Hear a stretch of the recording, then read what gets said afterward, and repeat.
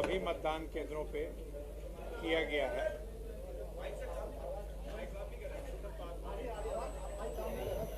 मुझे क्या पता, माइक ऑन तो है। आ रही है।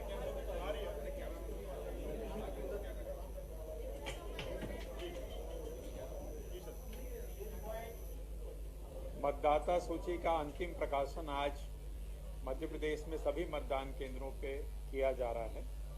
64,523 मतदान केंद्र हैं। आज की जो स्थिति है उसके हिसाब से हमारे जो जनरल इलेक्टर्स हैं, जो सामान्य मतदाता जिनको हम कहते हैं, उनकी संख्या 5,60,60,925 है।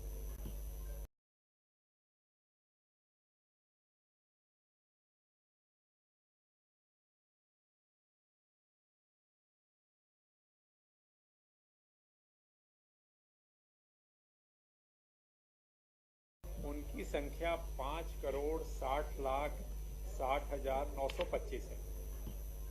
यदि हम राउंड फिगर में देखें तो लगभग 5,60,00,000 मतदाता हमारे हैं, जिनमें पुरुष मतदाता मेल जो इलेक्टर्स हैं वो 2,88,00,000 हैं। मैं सिर्फ करोड़ की बात कर रहा हूँ। महिला मतदाताओं की संख्या 2,72,00,000 है। जो थर्ड जेंडर मतदाता हैं उनकी संख्या 1,373 है। हमारे जो ओवरसीज मतदाता हैं, जो विदेशों में रहते हैं, उनकी संख्या 99 है। जो हमारे सर्विस वोटर्स हैं, जो लोग आर्मी में और सेना में हैं और उनको भी पोस्टल बैलेट के माध्यम से मतदान की सुविधा होती है, उनकी संख्या 75,304 है।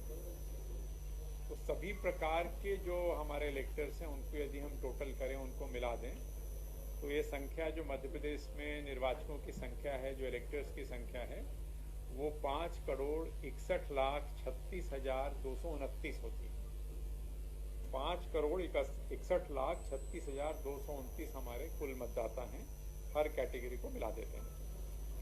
इसमें जो हमारे 80+ के मतदाता हैं उनकी संख्या 6,53,640। 100+ के मतदाताओं की संख्या 5,124 है। और इसमें भी पुरुष मतदाताओं की तुलना में महिला मतदाताओं की संख्या ज़्यादा है। यदि लगभग 1,500 पुरुष मतदाता हैं 100+ के, तो 3,500 से अधिक हमारी महिला मतदाता हैं। जो हमारे दिव्यांग मतदाता हैं उनकी संख्या 5,05,146 है। ये दोनों श्रेणी महत्वपूर्ण इसलिए हो जाती है, 80+ और दिव्यांग। जैसा आप जानते हैं कि इनको घर से वोट करने की सुविधा मिलती है यदि ये चाहें तो। हम इनसे विकल्प लेते हैं चुनाव की घोषणा के बाद, और यदि ये अपने घर से मतदान करने का विकल्प चुनते हैं तो इनको घर से ही पोस्टल बैलेट के माध्यम से मतदान की सुविधा उपलब्ध कराई जाती है। एक और अच्छी चीज़ जो आपसे शेयर करना है कि हमारी जो जेंडर रेशियो है, एक तरह से 1,000 पुरुषों की तुलना में जो महिला मतदाताओं की संख्या है वो 945 है। जो सेंसस हमारा 2011 का हुआ था, जनगणना में जो हमारा जो अनुपात था, जेंडर रेशियो था, वो 931 था। उसकी तुलना में आज हमारा जो इलेक्टोरल रोल का जेंडर रेशियो 945 है। कहने का आशय ये है कि 18 वर्ष से अधिक उम्र की जो पात्र महिलाएं हैं उनमें लगभग सभी ने अपना नाम जुड़वाया है। तो एक अच्छी खबर है कि महिलाओं की भागीदारी बढ़ी है। ईपी रेशियो जो होता है, इलेक्टर टू पॉपुलेशन रेशियो जिसको कहते हैं, आबादी के हिसाब से मतदाताओं की जो अनुपात है वो 64.75 है। ये भी सर्वाधिक है अभी तक। मतलब जो निरंतर प्रयास हुए हैं मतदाताओं के नाम जोड़ने के, वो एक तरह से आपको रिफ्लेक्ट हो रहा है फाइनल फिगर में। 18-19 के जो मतदाता हैं वो हमारी संख्या 22,36,564 है। 22,36,564 मतदाता हैं जो 18 से 19 वर्ष की आयु श्रेणी में। जो 2 अगस्त को जब हम लोगों ने ड्राफ्ट रोल का प्रकाशन किया था तो हमारे मतदाता 5,43,00,000 थे, जिसमें लगभग 17 लाख मतदाताओं की वृद्धि हुई है। और आज जनरल इलेक्टर्स की संख्या 5,60,00,000 है, जैसा मैंने पहले आपको बताया।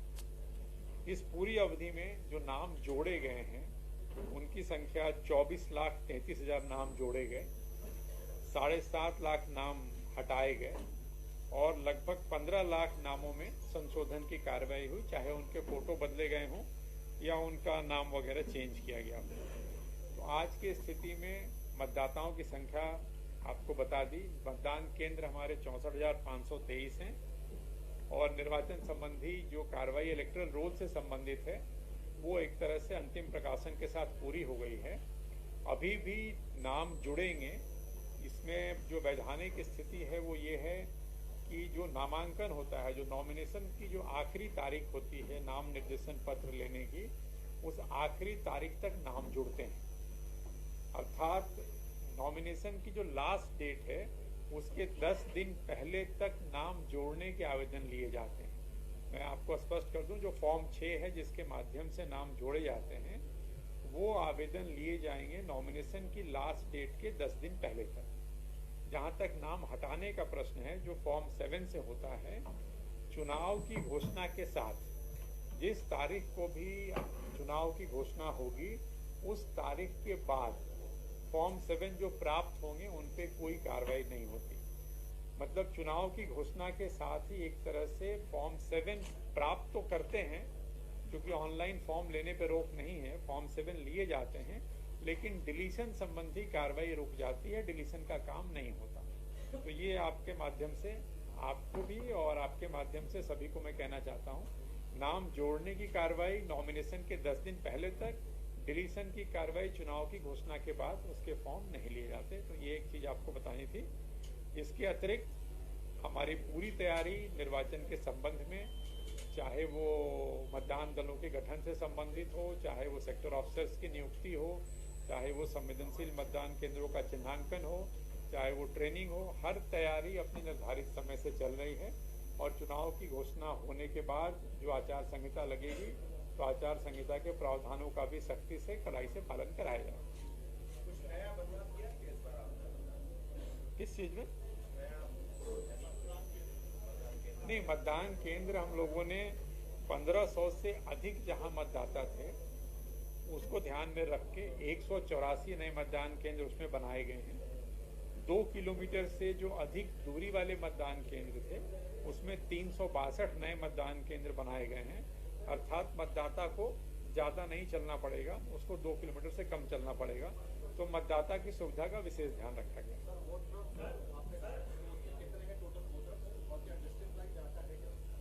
नहीं, डिस्ट्रिक्ट वाइज डेटा है। टोटल वोटर जैसा मैंने आपको बताया अभी कि 80+ और दिव्यांग, और वैसे दिव्यांगों में वैसे दिव्यांग जिनकी दिव्यांगता 40% है। तो 80+ की संख्या मैंने आपको बताई 6,53,640। दिव्यांग हमारे हैं 5,05,146।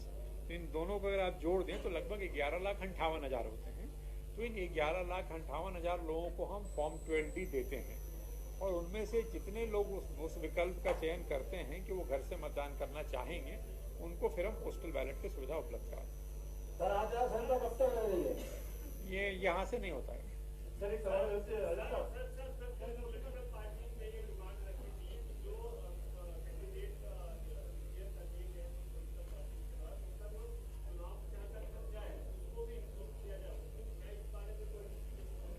देखिए, चुनावी खर्चों के संबंध में कानून में स्थिति स्पष्ट है। अब कैंडिडेट हमारे लिए कैंडिडेट होता है जब वो नॉमिनेशन फाइल करता है और खर्चे की गणना भी उसी दिन से होती है उसकी।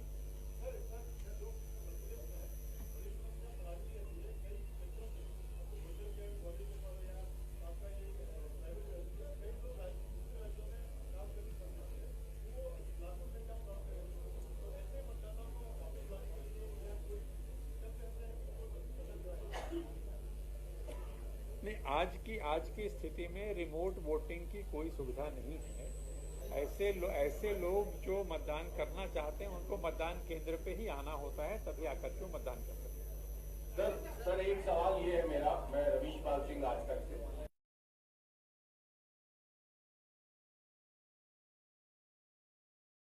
मुख्य निर्वाचन पदाधिकारी आप हैं, आप उन्हें क्या आश्वासन देना चाहते हैं?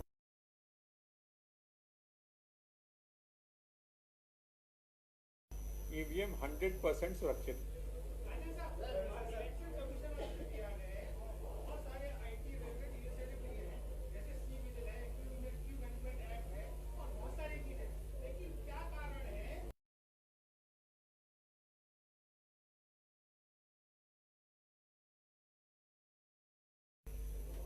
सी विजिल ऐप के माध्यम से जो नागरिक हैं उनके लिए ऐप है, वो शिकायत कर सकते हैं और प्राप्त शिकायतों का 100 मिनट में उसका रिस्पांस देते हैं।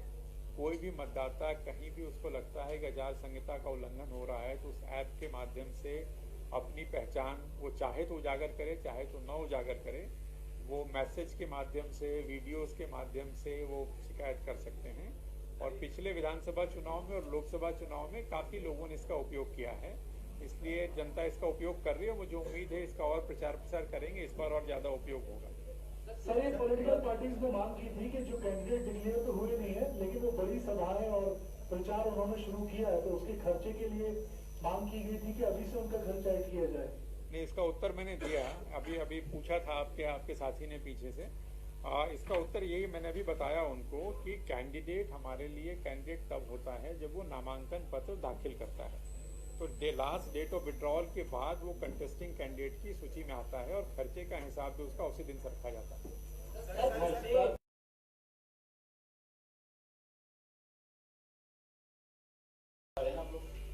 नहीं, यदि मैंने बताया 80+ के मतदाता और दिव्यांग मतदाता जिनकी दिव्यांगता 40% से ज़्यादा है, यदि वो घर से मतदान करने का विकल्प चुनते हैं तो ऐसी स्थिति में पोस्टल बैलेट के माध्यम से उनका मतदान कराया जाता है, जो मतदान की एक्चुअल तिथि से 5 से 7 दिन पहले होता है।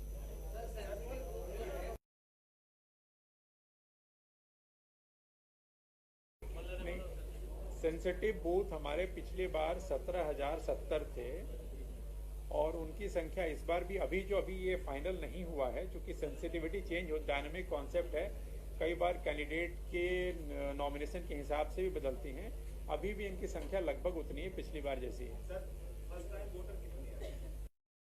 देखिए, फर्स्ट टाइम वोटर अगर आप 18-19 पूछेंगे तो मैंने बताया 22,36,564, लेकिन अगर आप इसकी गणना वैसे करोगे कि साहब 18 के बाद, तो जो 2018 में 18 साल का हुआ तो आपको 23 साल तक लोगों को लेना पड़ेगा। हमें पता नहीं कि कितने लोगों ने बाई इलेक्शन में वोट किया, कितने ने पंचायत में वोट किया, कितने ने नगर पालिका में वोट किया। आज की स्थिति में 18 से 19 की एज ग्रुप में जो वोटर्स हैं वो 22,36,564।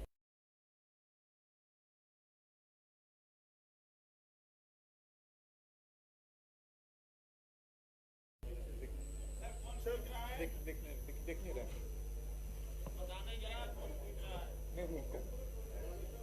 हाँ हाँ, बताएं। चुनावी रवैये की बात की जा रही है कि यदि कोई पॉलिटिकल पार्टी अपने मैनिफेस्टो में कोई ऐसी घोषणा ना करे जिससे कुछ सुधर है, तो सवाल ये है जब वो अपना मैनिफेस्टो तैयार करेगी तो क्या वो आपसे बातचीत करेगी, उस आधार पर तैयार करेगी? नहीं, ऐसे कोई निर्देश नहीं है कि मैनिफेस्टो तैयार करने के लिए वो हमसे बात करने की आवश्यकता है। सर, नगरीय निकाय चुनाव में जो दिक्कत आई थी कि जो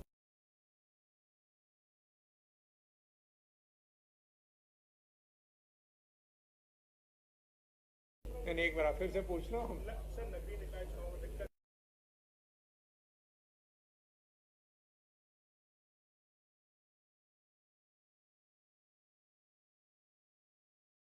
नहीं, पूरा प्रयास ये किया गया है कि एक तो कि परिवार के सभी व्यक्ति का नाम मतदाता सूची में एक ही जगह हो, उसमें ब्रेक नहीं हो, point number 1। Point number 2, voter helpline app, आपका जो हमारी जो वेबसाइट है, इन सब के माध्यम से मतदाता वोटर स्लिप तो बाद में आएगा, बट ऐप के माध्यम से, वेबसाइट के माध्यम से मतदाता को चाहे खुद भी अपना नाम ढूंढ सकते हैं और देख सकते हैं उनका मतदान केंद्र कहाँ है।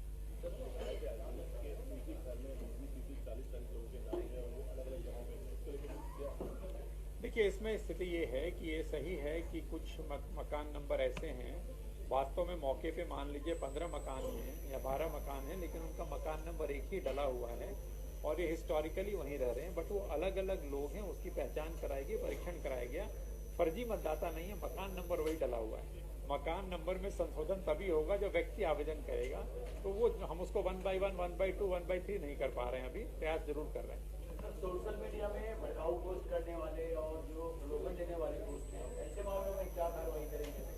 नहीं, चुनाव की घोषणा के साथ ही आप जानते हैं कि हर जिले में और राज्य स्तर पर भी एक समिति का गठन हो चुका है ऑलरेडी, जिसको हम MCMC कहते हैं, media certification and monitoring committee, उसके माध्यम से इन पे नजर रखी जाएगी और जो भी निर्देश हैं उनका पालन कराया जाएगा।